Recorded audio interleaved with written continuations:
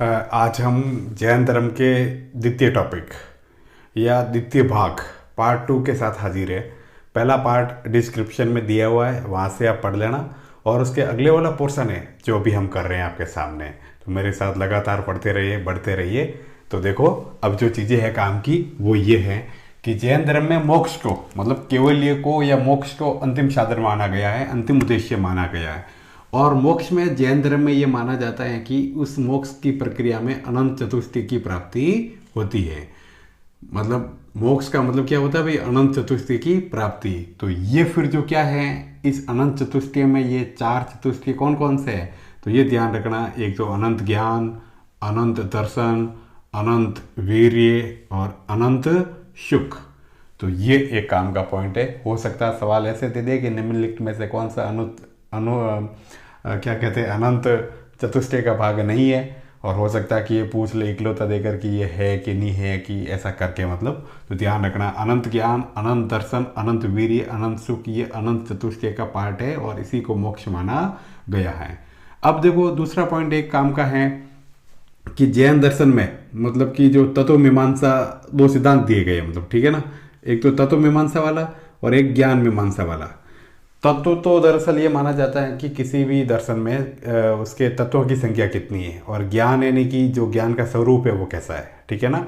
तो जो तत्वों की संख्या के आधार पर जो सिद्धांत दिया गया है इसमें, वो है अनेकांतवाद। कहने का मतलब कि जैन दर्शन अनेकांतवाद को मानता है, यानी कि अनेक पदार्थों की उत्पत्ति को, अनेक तत्वों की उत्पत्ति को मानता है। तो ये कभी सवाल पूछ ले कि जैन दर्शन का तत्व मीमांसा सिद्धांत कौन सा है, तो वो अनेकांतवाद आएगा। जैन दर्शन अनेक तत्वों की उपस्थिति को मानता है। 6 तो हमने पढ़े थे, अगर आपको ध्यान हो तो, ठीक है ना।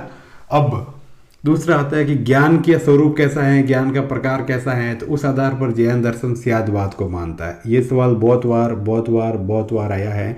और इस सिद्धांत का आरएस में सवाल ये भी आया है कि ये सांप्रदायिक सौहार्दता और सापेक्षतावाद की पुष्टि करता है या इसके पक्ष में है, तो कैसे।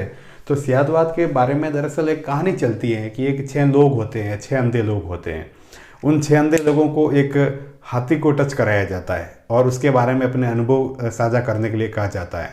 तो 6 लोग, जो पूंछ पकड़ता है वो ये बोलता है कि हाथी रस्सी जैसा होता है, कान पकड़ता है वो बोलता है कि हाथी छाजे या छाजले जैसा होता है, पैर पकड़ता है वो बोलता है कि हाथी क्या कहते हैं, अपने खंबे जैसा होता है।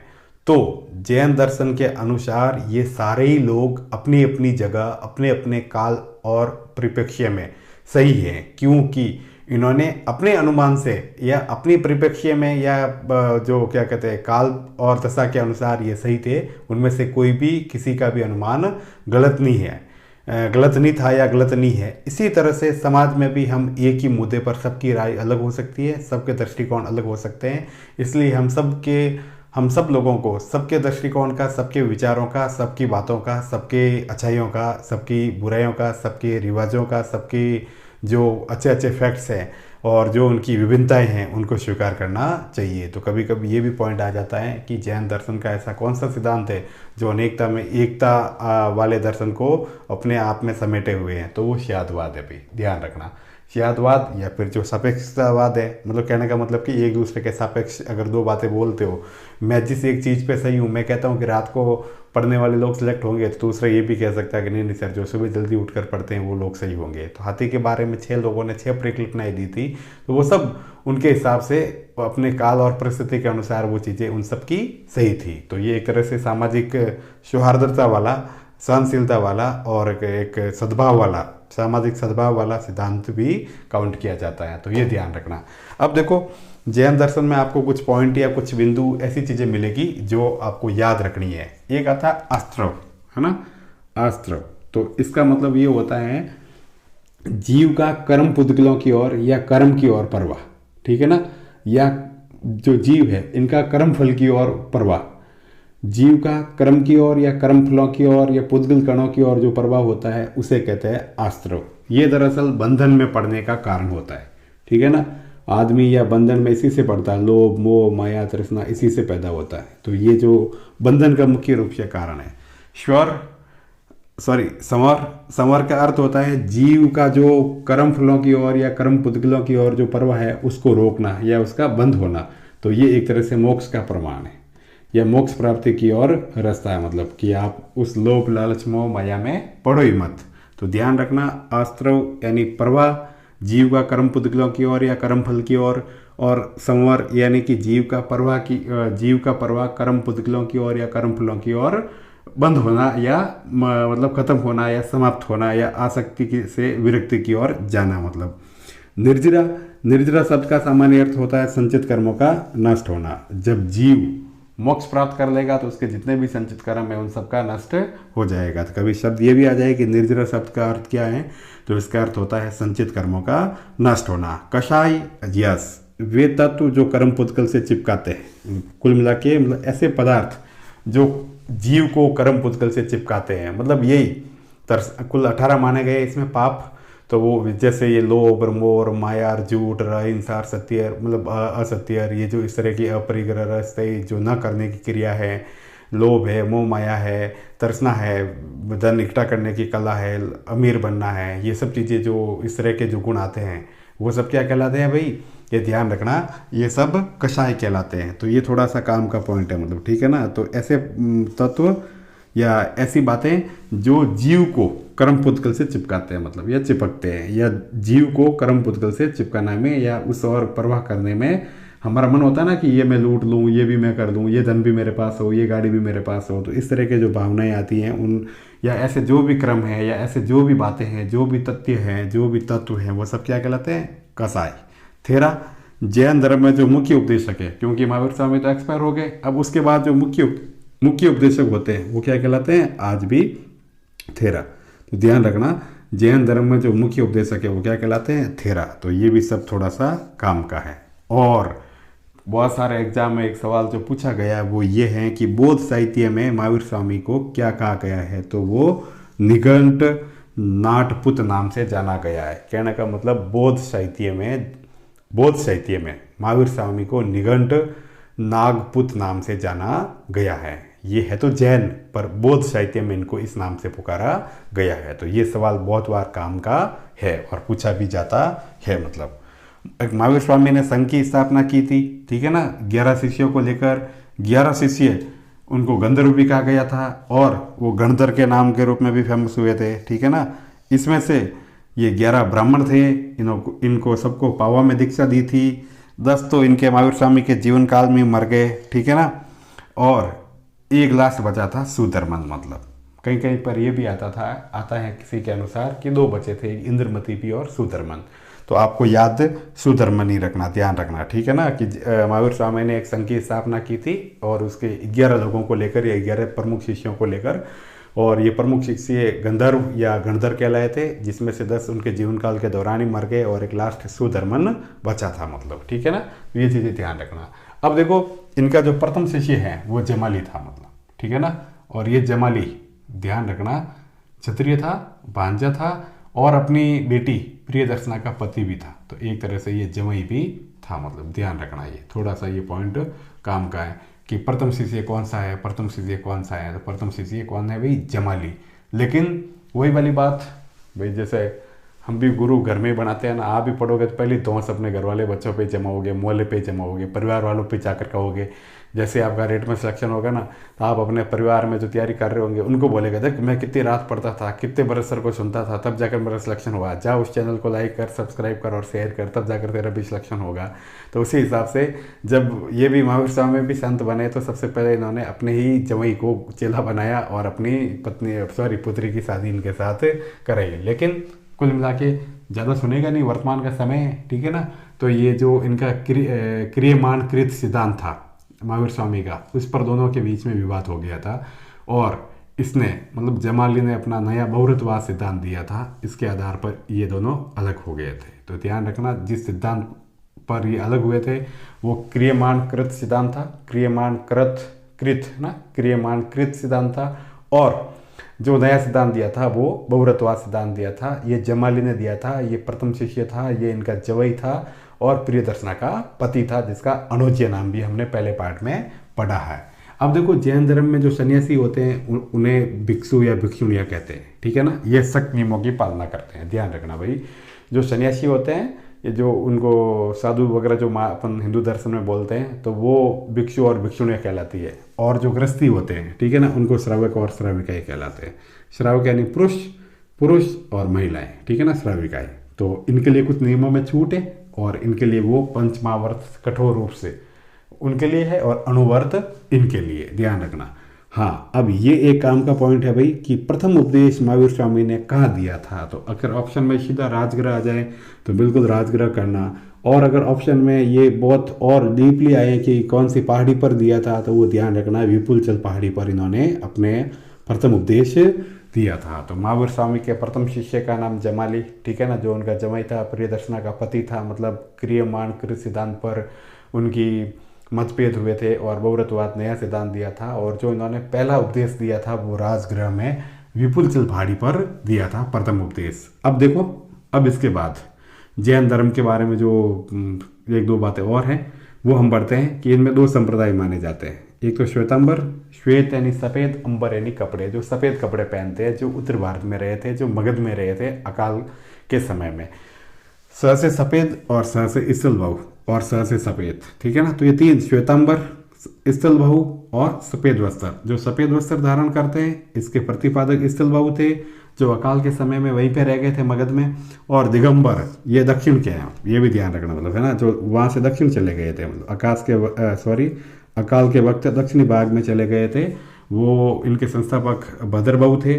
भद्रबाहु या फिर ये लोग दिगंबरपंथी नग्न रहते हैं एकदम, है ना, जैसे मुनि तरुण सागर थे जिनके कड़वे प्रवचन आते थे, ठीक है ना, कि हम लोग कुत्ता पाल सकते हैं पर पिता नहीं पाल सकते हैं। तो ये नग्न अवस्था में रहते हैं। कर्नाटक के श्रवण बेलगोला में ये चले गए थे, मतलब श्रवण बेलगोला आगे भी आएगा वैसे कहीं जिक्र इनका, श्रवण बेलगोला, ठीक है ना। तो ये वहाँ पे चले गए थे और वहाँ पे इन्होंने दक्षिण भारत में जैन धर्म की जो शाखा, दक्षिणी शाखा दिगंबर पंथ की स्थापना की थी, या दिगंबर संप्रदाय की स्थापना की थी। तो पूछ ले कि जैन धर्म में संप्रदाय कितने हैं, तो वो दो है, श्वेतांबर और दिगंबर। श्वेतांबर का पूछिए तो स्थल बहु और श्वेत वस्त्र धारण करते हैं, और दिगंबर का पूछिए तो भद्र बहु, और ये लोग साउथ में चले गए थे, दक्षिण भारत में चले गए थे, श्रवण बेलगोला कर्नाटक में, ठीक है ना। वहीं पर चंद्रगुप्त मौर्य ने क्या कहते हैं अपनी जान दी थी, मतलब सलेखना विधि के माध्यम से। अब देखो, इनमें 4 वर सिद्धांत, मतलब जैन लोगों में या जैन धर्म में 4 वर सिद्धांत बड़े फेमस है। मतलब वर यानी पतिनी, है ना, ये वर सिद्धांत यानी ये स्पेशली 4 चीज़ों पर बहुत ज़्यादा खर्च करते हैं या बहुत ज़्यादा दान देते हैं। एक तो शिक्षा पे, तो आपने बड़े बड़े institute, Vardhman, Kota open university या बहुत जगह मतलब आपने देखा होगा, पार्श्वनाथ विश्वविद्यालय ये वगैरह या स्कूल है। तो एक तो ये शिक्षा पे बहुत ज़्यादा खर्च करते हैं ना। एक अन्न, लोगों को ये भी जितने भी धर्मशालाएं हैं अपने, स्पेशली मैं तो राजस्थान से आपको लाइव टेलीकास्ट कर रहा हूँ और राजस्थान के भी पाली ज़िले से, तो यहाँ पर तो बहुत सारे जो अन्न की इनकी वो जो रसोइया वगैरह या फिर क्या बोलते हैं धर्मशालाएँ चलती हैं इनके रहने के लिए और खाने पीने के लिए फ्री ऑफ कॉस्ट या नाम मात्र के खर्चे में। ये चिकित्सा में बहुत जगह देखो, जगह जगह आचार्य भिक्षु चिकित्सा संस्थान, फलाना संस्थान, ये सब मुख्य द्वार बनाना, चिकित्सा में जितने भी फ्री दवाई देना, खाना देना, गरीबों को मुफ्त खाना खिलाना, रहने की सुविधा देना, ये आँख की पट्टियाँ वट्टियाँ कराना, चश्मे देना, ये सारे कैंप ये लोग लगाते हैं। और एक आवास, मतलब उनके जो कम्बल वम्बल बांटना सर्दियों वर्दियों में और गरीबों को रहने के लिए आवास उपलब्ध कराना। तो कुल मिला के कभी पूछ ले तो ये थोड़ी सी नई बात है। तो आप ध्यान रखना कि जैन धर्म में जो 4 वर सिद्धांत है वो शिक्षा और चिकित्सा, अन्न और आवास। तो ऐसे भी आप याद रख सकते हो, शिक्षा और चिकित्सा, अन्न और आवास। एक इसके बीच में एक संप्रदाय पैदा मतलब क्रिएट हुआ था, है ना, या जिस संप्रदाय का एक जिक्र आता है बीच में, तो वो संप्रदाय ये ध्यान रखना मतलब आजीविक संप्रदाय के नाम से फेमस हुआ था। और उस संप्रदाय का नाम आजीविक था और आजीविक संप्रदाय के जो संस्थापक थे वो मखलीपुत्र गोसाल थे, मतलब ठीक है ना। और इनकी महावीर स्वामी से मुलाकात नालंदा में हुई थी, लेकिन फिर इनकी भी अपने क्या कहते हैं मतलब मतभेदों के कारण ये भी अलग हो गए थे, ठीक है ना। तो उन्होंने अपना आजीविक संप्रदाय नया बना दिया और महावीर जैन धर्म में ही लगे रहे। मतलब जैन धर्मों की जो अधिकतर भाषा है, मतलब जो जैन धर्म के पुराने ग्रंथ है उनकी भाषा अधिकतर अर्धमागधी है, मतलब ठीक है ना। तो ये अगर सवाल थोड़ा ध्यान से सुनना कि अगर जैन धर्मों की भाषा पूछे ग्रंथों की तो वो है अर्धमागधी। और महावीर स्वामी ने और बाद वालों ने जो भी अपने ग्रंथ लिखे वो प्राकृत भाषा में लिखे थे, तो ये भी ध्यान रखना मतलब, ठीक है ना। तो महावीर स्वामी का पूछ ले तो प्राकृत भाषा में, और जैन धर्म के अधिकांश ग्रंथ पूछ ले तो वो अपने अर्धमागधी भाषा में लिखे गए थे। अब सबसे महत्वपूर्ण जो ग्रंथ है इनका जैन दर्शन का, तो वो ध्यान रखना कल्पसूत्र है, और ये संस्कृत में लिखा गया है, ये भी ध्यान रखना। ये भद्रबाहु ने लिखा था, जिसने अभी इधर दिगंबर पंथ की स्थापना की थी। 3 भागों में लिखा गया है, ठीक है ना। वो 3 भाग अलग अलग, पहले भाग में वो जो अपने इनके दिगंबरों के बारे में, दूसरों में नियम वगैरह के बारे में, और चौथा जो वर्तमान में जो भी गाथाएं थी, कहानियाँ थी, उसके बारे में जिक्र किया गया है। तो ध्यान रखना, सबसे जो महत्वपूर्ण जैन धर्म का ग्रंथ है वो कल्पसूत्र है, संस्कृत में लिखा गया है, भद्रबाहु इसके लेखक है, और 3 भागों में लिखा गया है। कलिंग का राजा जो हुआ था खारवेल, वो भी जैन धर्मावलंबी हुआ था। तो ध्यान रखना कि कलिंग का शासक जो खारवेल हुआ था उसने भी जैन धर्म को अपनाया था, मतलब, ठीक है ना। जैन धर्म की अधिकतर समानताएं भारतीय दर्शन के अनुसार सांख्य दर्शन के अनुसार मिलती है। सांख्य दर्शन के प्रवक्ता कौन है भी? प्रणेता कपिल मुनि, ठीक है ना। तो ये ध्यान रखना। और कपिल मुनि का वो मेला कहाँ पड़ता है? कोलाइत, बीकानेर में, ध्यान रखना मतलब। तो जैन और सांख्य दर्शन में बहुत सारी समानता है। जैन मूर्ति पूजा का सामान्य रूप से मतलब जैसे है ना कि मूर्ति पूजा का जो सबसे प्राचीनतम अभिलेख प्रमाण मिला है वो हाथी गुम्फा अभिलेख है इसका। तो ये सवाल भी बहुत सारे एग्जाम में पूछा गया है कि जैन धर्म का जो मूर्ति पूजा का सबसे प्राचीन अभिलेख है, या अभिलेख की जो साक्षी है, अभिलेख के जो प्रमाण है वो कौन सा है? तो प्रमाण 3 माने जाते हैं, ध्यान रखना ना, प्रत्यक्ष, अनुमान और शब्द। तो ये जो प्राचीनतम जो अभिलेख मूर्ति पूजा के रूप में है तो वो हाथी गुम्फा का है ना, ये भी ध्यान रखना, ये भी सवाल पूछा गया। राष्ट्रकूट नरेश अमोघ वर्ष ने भी जैन धर्म को अपनाया था और एक ग्रंथ का नाम लिखा था जिसे रत्नमाली का नाम दिया गया है। तो ये सवाल भी कभी पूछा जा सकता है। अब लास्ट तथ्यों में कि जैन धर्म की पहला शिष्य तो जमाली था, ठीक है ना, लेकिन पहली महिला भिक्षुणी कौन थी? तो वो थी भाई चंदना। और क्या नाम था भाई महिला भिक्षुणी का?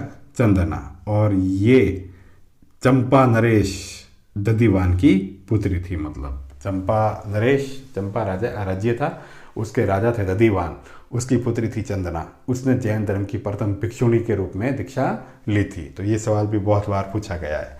एक होता है इनमें सलेखना विधि, ठीक है ना। सलेखना विधि का मतलब जो तात्पर्य होता है वो ये होता है कि उपवास, जब जैन धर्म में संत वगैरह या कोई भी घर गृहस्थी, भिक्षु भिक्षुणी या श्राविक श्राविकाएँ, जब उनको लगता है कि अब उनके अंतिम दिन नज़दीक है और वो अपने प्राणों को त्यागना चाहते हैं, तो उस वक्त वो सलेखना विधि का मतलब पालन करते हैं। इसके तहत वो खाना पीना छोड़ देते हैं भाई, ठीक है ना, और फिर अपने आप इनकी मृत्यु हो जाती है। हाई कोर्ट में विवाद भी चला था कि भाई ये गलत है, सभी को जीने का अधिकार है, जीवन का अधिकार है, तो आप किसी का जीवन का अधिकार छीन नहीं सकते हो। पर फिर वो अभी कोर्ट में केस पेंडिंग है, तो हम उस पर बात नहीं करेंगे। हम बात ये करेंगे कि सलेखना विधि जिसमें उपवास के द्वारा प्राणों को त्यागा जाता है, ठीक है ना। इसका एक अन्य नाम है, वो थोड़ा सा आपको याद रखना है, निष्प्रतिकार मरण वैकुंठ, निष्प्रतिकार मरण वैकुंठ, है ना, निष्प्रतिकार मरण वैकुंठ। तो ये थोड़ा सा आप याद रखना।